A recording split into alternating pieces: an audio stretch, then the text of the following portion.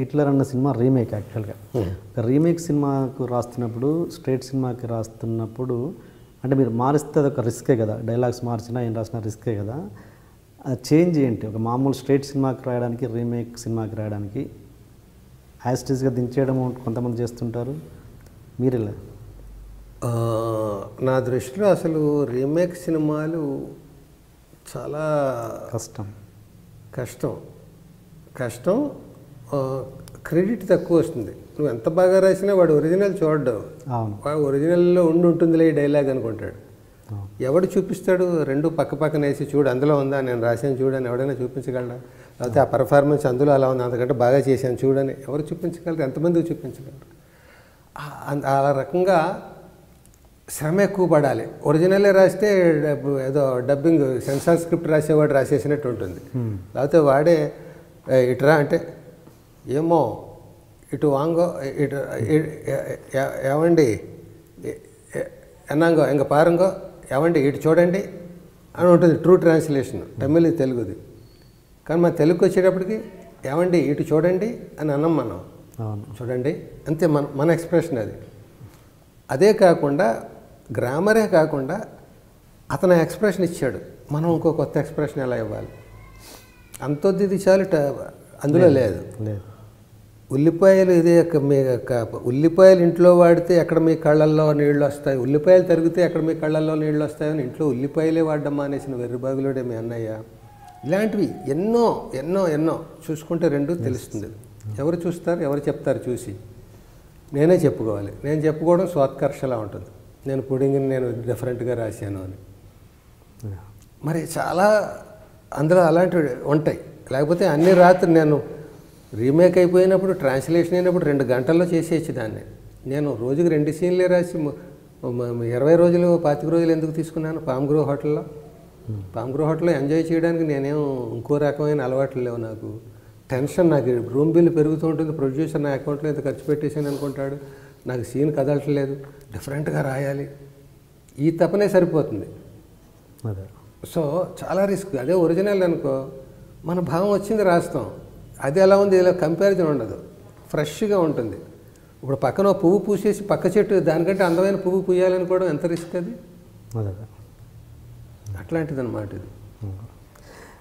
మీరు అంటే ఓకే, మీరు ఎక్కువగా కామెడీ రచయితగా, ఇలాంటి ఎమోషనల్ సీన్స్ రచయితగా బాగా జనాలకి ఇండస్ట్రీ వాళ్ళకి ప్రేక్షకులకు తెలుసు. కానీ చాలా విచిత్రంగా మీరు ఓంకారం అనే సినిమాకి రాశారు, రాజశేఖర్ ఉపేంద్ర డైరెక్టర్గా. కానీ అది ఏంటంటే అది జనాలు ఇప్పటికీ చాలామందికి తెలిసి ఉండదు, మీరు దానికి రైటర్ అనే విషయం చాలామందికి తెలియదు, ఏది డైలాగ్ రైటర్ అని. అసలు అలా ఎలా సెలెక్ట్ చేసుకున్నారు మీరు? ఒక యాక్షన్ సినిమాకి ఎల్బి శ్రీరామ్ ఏంటి అనేది ఎవరు అసలు ఆ డైరెక్టర్కి తెలియక తీసుకున్నారా? ఇందాక దాంట్లో డబ్బింగ్ సినిమాలు అది ఆ టాపిక్లోనే చెప్దాం అనుకుని అన్నం ఉడికేసింది, నువ్వు అడిగిన దానికి సరిపోయింది అనుకుని ఆపేసాను. కానీ అది నువ్వు మళ్ళీ అడగడం నేను అన్ఎక్స్పెక్టెడ్, అది కూడా ఇప్పుడు చెప్పచ్చు. ఓంకారం అనే ఓం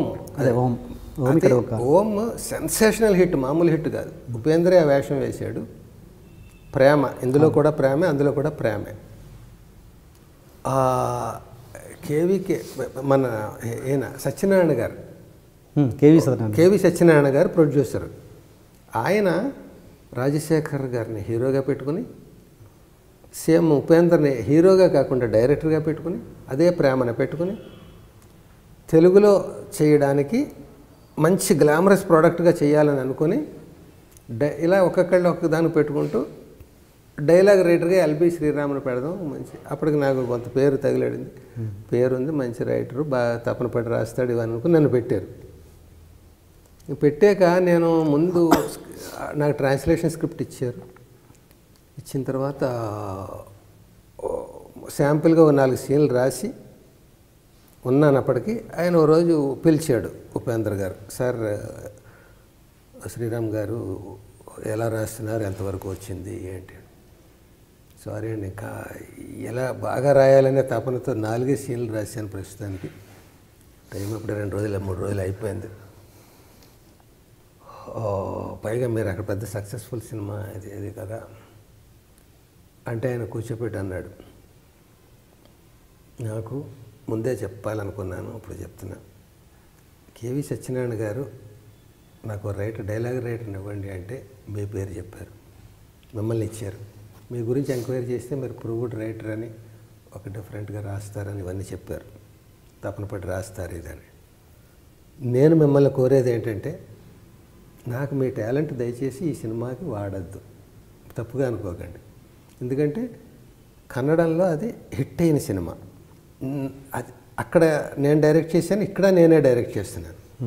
ఒక డైలాగ్ ఎలా చెప్పాలనేది నాకు ఒక ఫిక్స్డ్ కన్వెక్షన్ ఉంది. ఇక్కడ నా బదులు రాజశేఖర్ గారు చెప్తాడు, ఆయన చేత నేను చెప్పించాలి. పరభాష నాకు కాబట్టి నా మైండ్లో ఉన్న ఏయ్ ఆగక్కడ అని అన్నా అనుకో, ఆగక్కడనే ఉండాలి. నాకు ఎటు వెళ్తున్నావు, ఆగు కాసేపు అక్కడ అని రాస్తే నేను కన్ఫ్యూజ్ అవ్వడం, లేకపోతే నా ట్రెండ్ కాదు అది.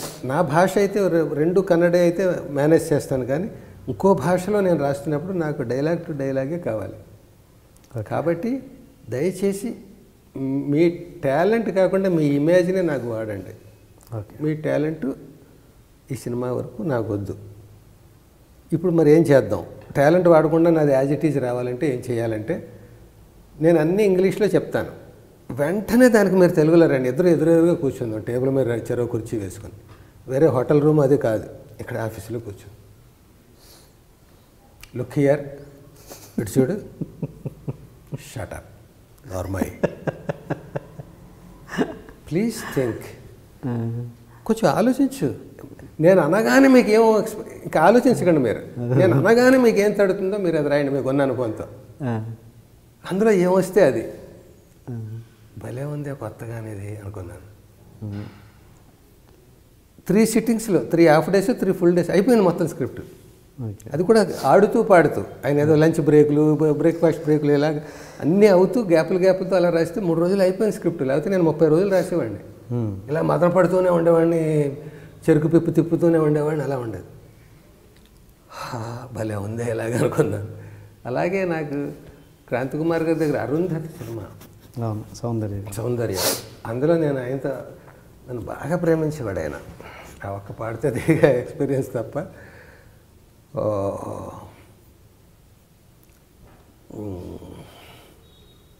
ఆయన అన్నాడు, ఆయన దగ్గర అన్నాను నేను, సార్ డైలాగ్స్ ఫ్రేమ్డ్గా కాకుండా ఒక ఫ్లోలో మామూలు కలోకియల్గా వాడతాం కదా మన జీవితంలో. సార్ డైరెక్టర్ గారండి రాద్దాం అనుకున్నానండి, కానీ అదేనండి ఆ సీను రాత్రి అండి ఏదో డిస్టర్బెన్స్ అండి, ఇలా ముక్కలుగా మాట్లాడతాం. ఫ్రేమ్డ్గా ఉండదు కదండి, అందులో ఫీల్ ఉంటుంది కదా. అలాగ సినిమా స్క్రిప్ట్ రాస్తే ఎలా ఉంటుంది అన్నాను. రాయ్ బాగుంటే చేద్దాం అన్నాడు ఆయన. మళ్ళీ నేనే ఛాలెంజ్ పెట్టుకోవడం, నేనే దానికి ప్రూవ్ చేసుకోవడం. రాశాను, నచ్చింది ఆయనకి. 2 సీన్లు ఇచ్చి రాసి వినిపిస్తుంది. మొత్తం అంతా ట్రెండ్లో రాశాను. నువ్వు కావాలంటే అరుంధతి ఆ దృష్టితో చూడు, అన్ని డైలాగులు అలా ఉంటాయి. కానీ మరి అలా కంటిన్యూ చేయడం కష్టమే. మన ప్రాసలు, మన పంచులు, మన ఈ ట్రెండ్ మెయింటైన్ చేయాలి కదా. అన్నీ అలా కలోకియల్గా రాస్తే కూడా అది రామ్ గోపాల్ వర్మ గారి స్టైల్ నిజానికి అది. ఆయన దాంట్లో అలాగే ముక్కలు గాను ఎక్స్టెన్షన్లు గాను ఉంటాయి డైలాగులు. ఆ ఫ్లోలో ఏమొస్తే అది 100 రూపాయలకి మర్డర్ చేసిన రోజులు ఉన్నాయి. ఆ ఫ్లోలో ఏమొస్తే అది కదా. అలాగా అన్ని రకాలు ఒక్కొక్కటి అనుభవం. అంటే మీరు చాలా ఆత్మాభిమానం గల వ్యక్తి కదా, చాలా కదా. అంటే ఇప్పుడు దురాత్మాభిమానం. మరి ఉపేంద్ర గారు ఆ మాట అన్నప్పుడు, డైలాగ్ యాక్చువల్గా ట్రాన్స్లేషన్ కావాలి నాకు అన్నప్పుడు, మీరు అప్పుడే అనాలి కదా. మామూలుగా మీ క్యారెక్టర్ ప్రకారం అయితే ట్రాన్స్లేటర్ అయితే నేను ఎందుకండి, అసిస్టెంట్ డైరెక్టర్ని పెడితే చేసుకోవచ్చు కదా అని. చాలా అనాలిసిస్ ఉంది ఆయన దగ్గర.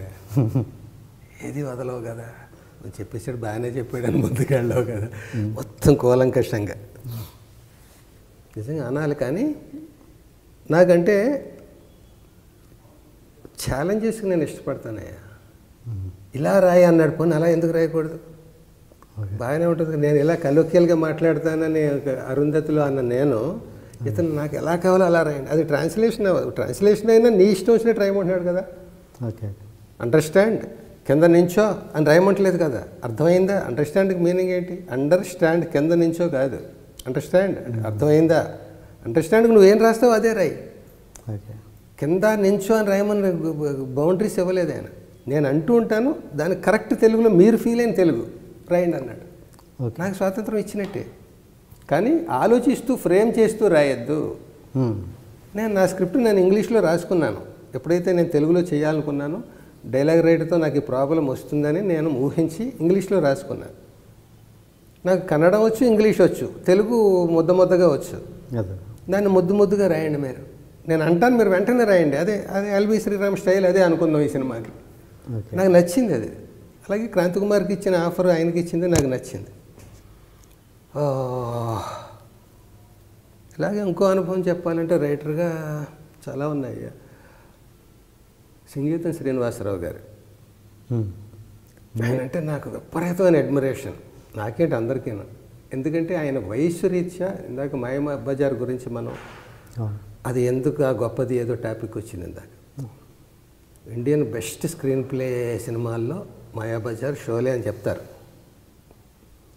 అది పెద్దవాళ్ళు అన్నమాట, నేను ఇచ్చిన సర్టిఫికెట్ కాదు అసలు. నాకు అసలు ఆ సినిమాని అర్థం చేసుకోవడానికే చాలా కష్టం అవుతుంది. పాండవులే లేకుండా భారతాన్ని చెప్పిన సినిమా, ఇలా చాలా ఉన్నాయి దాని క్వాలిటీస్.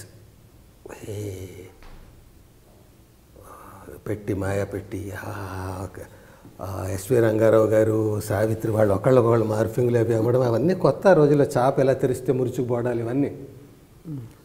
సో అట్లా ఆ రోజులు అప్పటి నుంచి ఉన్నాడు ఆయన ఈ సంగీతం శ్రీనివాసరావు గారు. పాత రోజుల సినిమాల దగ్గర నుంచి ఉన్న, అప్పుడు అసిస్టెంట్ డైరెక్టర్గా, అసోసియేట్గా అలా ఉన్న ఆయన. ఇప్పటికి ఎంత ఎనర్జీ లెవెల్స్ అంటే ఆయనవి, ఏ కుర్రాడితో అయినా పోటీ పడగలడు ఆయన. ఆయన దగ్గర నేను చెయ్యాలని కోరిక నాకు అప్పటి నుంచి. ఒక ఛాన్స్, ఒక్క సినిమా నాకు అట్లా. విశ్వనాథ్ గారి దగ్గర సినిమా, బాపు గారి దగ్గర, జంజాల్ గారి దగ్గర ఛాన్స్ లేదు. బాపుకి రమణ గారు ఉన్నారు, జంజాల్ గారు జంజాల్ ఉన్నాడు. ఇలా కొందరి దగ్గర చేయాలని కోరికలు. ఆ కోరికలు ఆయన దగ్గర చేయాలి ఎప్పుడైనా. లెజెండరీ, ఆ పాతకాలం నాటి ఆయన కామెడీ అంత భలే ఉంటుంది. ఆ స్లాబ్ స్టిక్ అదంతా భలే ఉంటుంది. నేను కూడా కామెడీ ప్రూవ్ చేసుకున్నవాడిని, ఇవన్నీ అని కలలుగా అన్నాను. తీరా రాజేంద్ర ప్రసాద్ గారి సొంత సినిమా మేడం. ఇంకేంటి, నా హీరో, నా స్టార్టింగ్ సినిమాలన్నీ హీరో రాజేంద్ర ప్రసాద్ గారు. అప్పులప్పారావు, ఆ ఒకటి అడకు, ఇలా స్టార్టింగ్ సినిమాలన్నీ రాజేంద్ర ప్రసాద్ హీరో. అప్పట్లో నేను వేరే హీరో అయినా కూడా ఈయన ట్రెండ్ని దృష్టిలో పెట్టుకుని ఇదే డైలాగ్ ఈయన ఇలా చెప్తాడు, ఆయన నోట్లోంచి వస్తే కొత్తగా ఉంటుంది, అలా కొంచెం అట్లా బ్యాలెన్స్ చేసుకుంటూ రాశాను. అప్పుడు ఆ కొత్త ఆర్టిస్ట్కి కొత్తగా ఉండేది, ఇది ఇమిటేషన్లా కాకుండా. అలాగా మన హీరోయే ప్రొడ్యూసర్ మేడంలో అని ఆయన ఇంటికి వెళ్ళాను, రాజేంద్ర ప్రసాద్ ఇంటికి. అంటే ఏంటి ఇలా వచ్చారు, బాబాయ్ ఏంటి ఇది నిజమా, ఆయన స్టైల్లో ఉత్సాహంగా మాట్లాడాడు. మేడం సినిమాకి డైలాగ్స్ అవకాశం ఇస్తారేమో అని వచ్చాను అడగడానికండి. నా ఎల్బి శ్రీరామ్ ఛాన్స్ కోసం ఇంటికి వచ్చి ప్రొడ్యూసర్ని అడగడమా? Insult, you are writing, you are my writer అన్నాడు ఆయన. ఇంకా మనకి కాదండి, నాకు ఎప్పటి నుంచో కోరిక. ఇంకో సినిమాకి అయితే నేను సిగ్గుపడేవాడిని అడగడానికి. ఆయన దగ్గర రాయాలని నాకు కోరిక అండి. మీరు ప్రొడ్యూసర్, ఆయన దగ్గర ఎలా అడగగలను, నేను అడగలేను. మీరు ప్రొడ్యూసర్, మిమ్మల్ని అడిగేయచ్చు. అందుకని ఒక ఛాన్స్ చూద్దాం, మీరు కమిట్ అయ్యి ఉంటే ఓకే, లేకపోతే మీరు రాస్తున్నారు ఫలానా చోట, నేను చెప్తాను శ్రీనివాస్, ఇవన్నీ అన్నారు. అంతే.